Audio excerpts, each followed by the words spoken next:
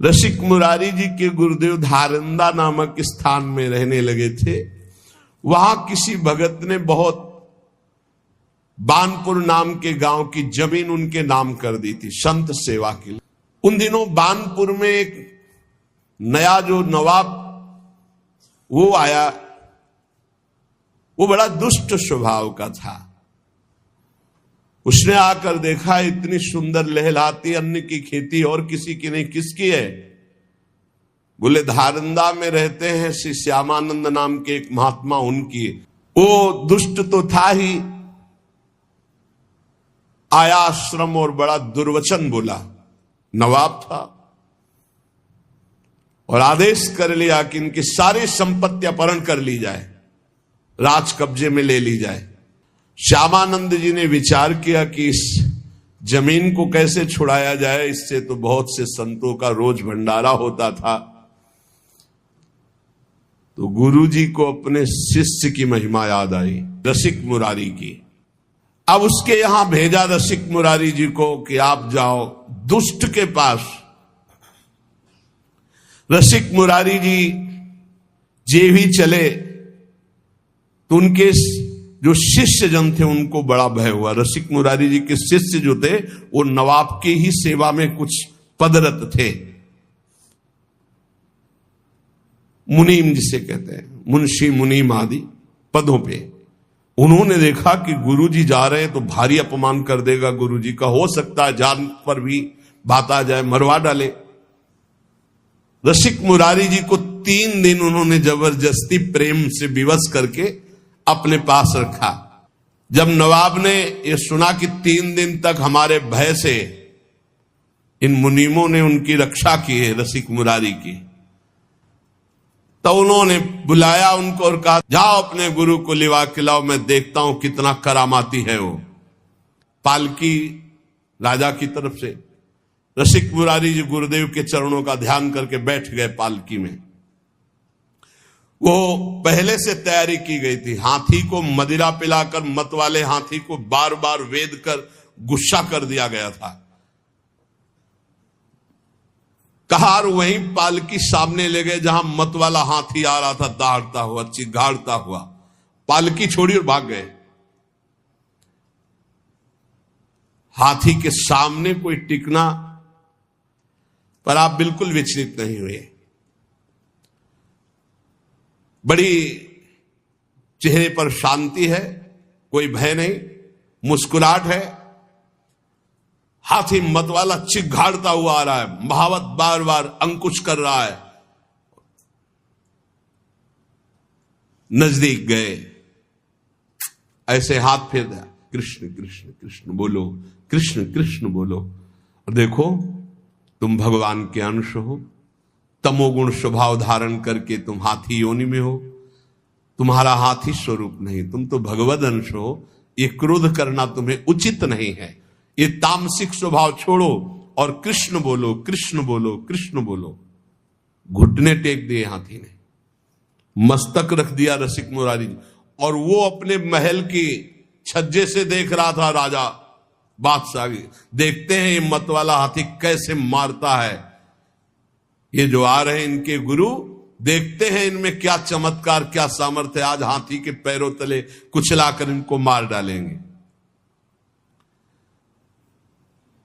रसिक मुरारी जी ने कहा कृष्ण कृष्ण कहो, कृष्ण कृष्ण कहो।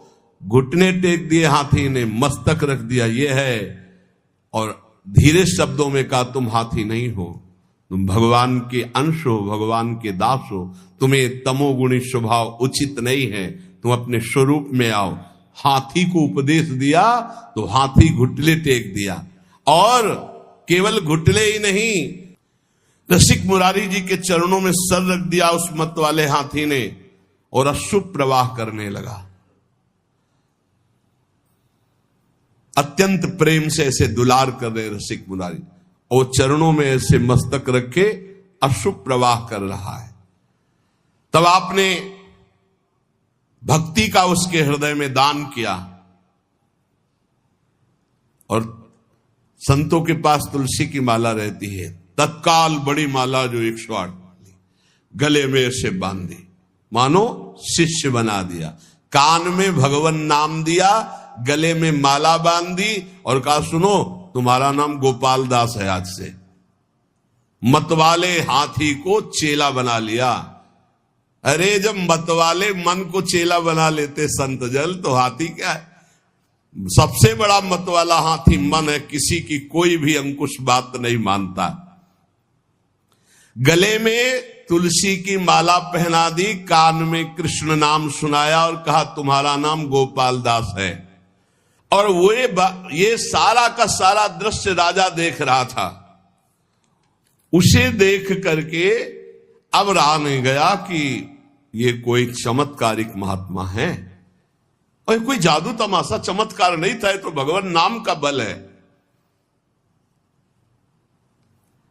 नवाब अब रहा नहीं गया, दौड़ता हुआ आया और श्री चरणों में गिर पड़ा, लिपट गया और कहा मुझे क्षमा कीजिए, मैं संतों का प्रभाव नहीं जानता था, मुझे क्षमा कीजिए। ये संतों के प्रभाव से दुष्टों का भी परिवर्तन हो जाता है।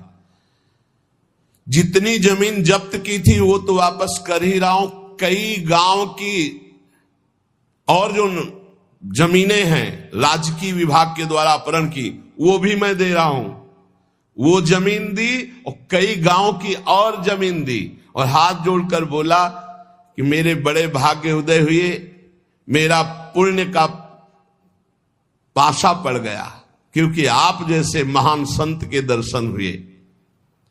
रसिक मुरारी जी ने कृपा करके गजराज का नाम गोपाल दास रखा, भक्त गोपाल दास। अब वो गजराज पीछे पीछे जैसे गाय के पीछे बछड़ा चलता है, ऐसे रसिक मुरारी के पीछे पीछे चल पड़ा। अब तो बड़ा आनंद, संत सेवा होती, प्रसाद जूठन मिलती गजराज गोपाल दास जी को, बड़ा भाव। संत समाज जैसे संतों को देखते ते ही आगे के पैर तोड़कर घुटने के बल होकर प्रणाम करते हैं। वैष्णव है, चेला है रसिक मुरारी जी के, गोपाल दास नाम। जहां किसी संत को देखते बस घुटने टेक देते और माथा रख देते। अब वो बंजारों के यहां बोरे के बोरे चावल दाल आदि लाद कर संतों की जमात में जो लाने होते, तो चलो गोपाल दास सेवा है, संत सेवा, तो बस जितना भी जो कुछ है वो सब लाद करके गोपाल दास के संत सेवा की सामग्री। कैसा जीवन बदल गया, संतों की जूठन पाते हैं और संतों की सेवा में।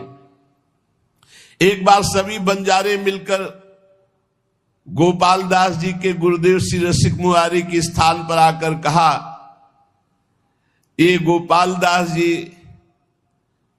हमारा माल छान जाते हैं, अब लाना एक बोरा है तो एक बोरा वही साफ कर दिया, उठाया और सब पा गए और एक बोरा लाद करके ले आए, तो बोले घाटा तो हमारा हो ही जाता है। गोपाल दास जी का नियम था कि कभी स्थान में कोई विशेष महोत्सव भोज भंडारा हो, संतों की पंक्ति हो, तो जब सब संत भोजन पाके उठ जाते थे तब आप वहां जाते और चाटते थे संतों का शीत प्रसाद। कितना सौभाग्य हो भाग्य। रसिक मुरारी जी ने कहा कि देखो तुम वैष्णव हो गए हो, सब तुम्हारे आचरण ठीक है, लेकिन एक आचरण गलत है। तुम जो वहां लेने जाते हो उतने लिया करो, तुम ज्यादा दूसरा बोरा का अन्न क्यों खा जाते हो? और एक तो अमनिया है, वैष्णव को अमनिया नहीं खाना चाहिए। तुमको आज से अमनिया नहीं खाना और ऐसे नहीं लेना, जब तक मिले ना प्रसाद तब तक नहीं पाना। गोपाल दास जी ने उसकी समझ में आ गया। श्री रसिक मुरारी जी ने कहा, बेटा जबरदस्ती कुछ भी खाना है पाप है। वैष्णव का ऐसा नहीं संस्कार होता है कि किसी के खेत में गए हो, किसी की दुकान से सामान, ऐसा नहीं।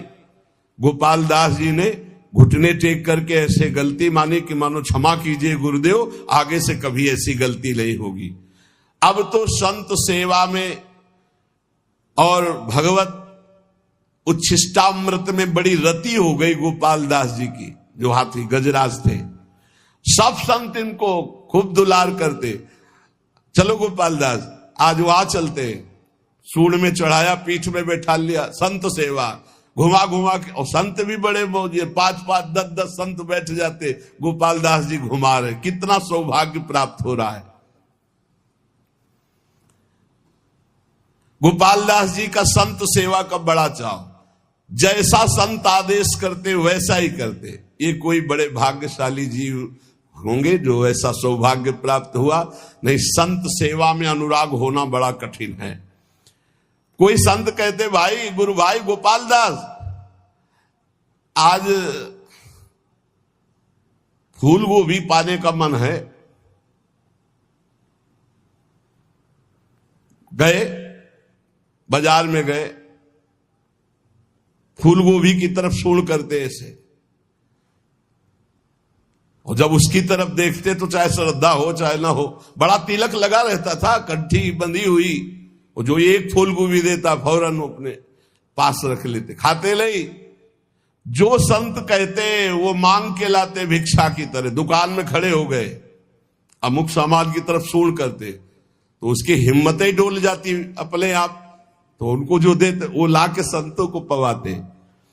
यदि कोई जरा सा आनाकानी करता तो जो ही हुंकार मार के सूढ़ ऐसे करते तो हाथ जोड़ के खड़ा हो जाता, सामान ला के संतों को पवा। हाँ, सूढ़ फुंकार करके फटकार दे देते, डर जाता। कभी गोपाल दास जी से जैसे संत कहते कि हमारा चला फट गया है, लंगोटी कमजोर हो गई, जाते कपड़े की दुकान में सूढ़ रखते मार्किन में, वो बेचारा कितना दें अब हम, कितना आपको दे, सूढ़ से ऐसे कह के पूरा बंडल उठाते पीठ में रख करके चले। रसिक मुरारी जी हिसाब पहुंचाते थे और गोपाल दास जी माल लाते थे। हर संत की सेवा, सर्दी का समय है, गोपाल दास जी अपने आप चले गए किसी कंबल की दुकान में, बंडल का बंडल उठाया पीठ में रखा, संतों के पास ले आते। जब रसिक मुरारी जी को पता चलता तो भेंट पहुंचा देते थे। ऐसे कोई संत जो कहता हो, खूब प्रसन्नता से गोपाल दास जी कहते, तो संत भी खूब प्रसाद परोसवाते और थोड़ा पाके सब गोपाल दास जी को पवाते। ऐसे दुलार होने लगा। देखो कितना सौभाग्य संतों का उच्छिष्ट मिलता। गोपाल दास जी के साथ बहुत से संतों की जमात थी, जिधर जाते उधर लोग दौड़ उठते। पहला चमत्कार है कि हाथी चेला है रसिक मुरारी जी का, संत सेवा में रहता है। बहुत लोग सीधा सामान सब देते हो, अपने पीठ पर लाद लेते। दर्शन की भीड़ लग जाती लोगों की। चारों दिशाओं में आश्चर्यजनक चर्चा चली कि गोपाल दास जी एक वैष्णव है और संत सेवा में रहते। गजराज बंगाल का सूबेदार, उसको जब पता चला ऐसा चमत्कारिक आज्ञाकारी हाथी है, तो उन्होंने पकड़वाने के लिए आदमी नियुक्त किए। पर जो नजदीक आता तो अपने स्वरूप में आकर के दंड दे देते, सूढ़ में फंसा के दूर पटक देते। जान से तो नहीं मारते, पर किसी काम का भी नहीं रखते। गोपाल दास जी, हाँ, तो जिन मुझ मारा तिन मैं मारे, ये सिद्धांत है, सेल्फ डिफेंस। हाँ, तो सेल्फ डिफेंस में गोपाल दास जी जितने आते उनको। अब जो सैनिक आए थे वो वापस चले गए लद लुद के, बोले महाराज वो हाथी पकड़ में आने वाला नहीं है, भागवतिक शक्ति से संपन्न। बहुत स्वर्ण मुद्रा पुरस्कार में रखी गई कि ऐसा हाथी बंदी बनाकर हमारे पास लाया जाए। तब उनमें से एक के दिमाग में आया कि साधुओं को नहीं मारता है, आसपास टहलते रहते। तो एक दुष्ट साधु वेश में, वो केवल साधु वेश बनाया गोपाल दास जी को पकड़ने के लिए।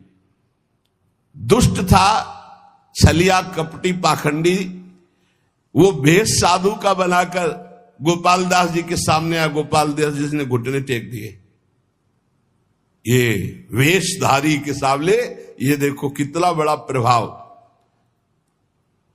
अब उसने गोपाल दास जी जब घुटने टेक दिए, तत्काल उसने बंदी बनवा लिया आदमी उनके थप, और गोपाल दास जी को ले गया। वहां जब ले गया तो जल और भोजन आदि अर्पित किया। एकदम नहीं खाया, क्योंकि संतों का जूठन, भगवान का प्रसाद पाने का गुरुजी ने नियम दिया है। कई दिन हो गए न अन्न लिया न जल लिया, क्योंकि प्रसादी नहीं है वहां। सूबेदार के कहने पर बिल्कुल ना अन्न न जल, कुछ भी जब नहीं खाया तो सलाह ली कि क्या है, तो उनका शायद ये भगत है, इसको गंगा जी में ले जाया जाए तो शायद गंगा जल पान कर ले, नहीं तो ऐसे तो प्राण निकल जाएंगे, काफी दिन हो गए कुछ खाया पिया नहीं। तो जे भी गंगा जी ले गए तो गंगा की जलधारा में खड़े हुए गुरुदेव का ध्यान किया, अपने शरीर को छोड़ दिया। ये गंगा जी में जाकर देखो क्या सदगति हुई। एक कहां तमोगुणी हाथी शरीर और कहां इतनी बड़ी निष्ठा कि गुरुदेव ने कहा कि बिना भोग लगाए अमनिया नहीं पाते, तुम बंजारे के यहां से अमनिया नहीं, ऐसे नहीं पाया। उस दिन से छोड़ दिया था, जल और प्रसाद ही पाते जो भगवद अर्पित, अन्यथा नहीं। अब वहां कहां भगवद अर्पित वैष्णव का मिले, इसलिए जब उनको विचार करवाया गया कि वैष्णव शायद ऐसे ना पिए तो गंगा जल तो पी लेगा, भगवान का चरणामृत है गंगा जल, तो गंगा जी में ले गए। तो वहीं खड़े होकर गुरु जी का ध्यान किया और जोर से पुकारा कृष्ण, और अपने शरीर का त्याग कर दिया। अर्थात भगवत प्राप्त महात्मा की जो सदगति, वही सदगति गोपाल दास जी की हुई।